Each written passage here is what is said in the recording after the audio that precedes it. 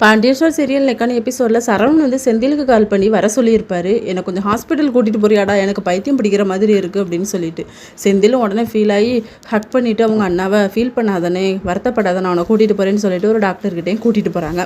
அங்கே போய் அவருக்கு இருக்க பிரச்சனை எல்லாத்தையுமே சொல்கிறாங்க. அவங்களும் சரி பண்ணிடலாம், அந்த டேப்லெட்லாம் போடுங்க அப்படின்னு சொல்லிட்டு. என் தம்பி எனக்கு ரொம்ப பிடிக்கும், ஆனால் அவனை நான் திட்டி விட்டுட்டு ரொம்ப நாள் தூக்கம் இல்லாமல் டிப்ரெஷனில் இலையுதேன் அப்படிங்கிற மாதிரி அவரும் சொல்வார்.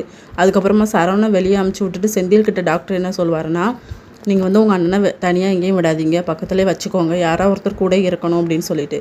அதுக்கப்புறம் கதிர்கிட்டையும் போய் சொல்லுவார் செந்தில், அண்ணனை ஹாஸ்பிட்டல் கூட்டிகிட்டு போனேன், அண்ணனுக்கு வந்து இப்படி பிரச்சனை இருக்குன்னு சொல்லியிருக்காங்க, நம்ம எப்பவும் அண்ணன் கூட யாரோ ஒருத்தர் இருக்கணும்டா அப்படின்னு சொல்லிட்டு ஃபீல் பண்ணி அழுவார்.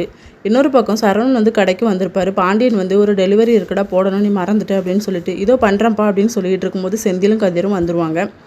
அவங்க அண்ணா சரவணனை வந்து கதிர் வந்து கூட்டிகிட்டு போயிடுவார். செந்தில் தான் கடையில் இருப்பார்.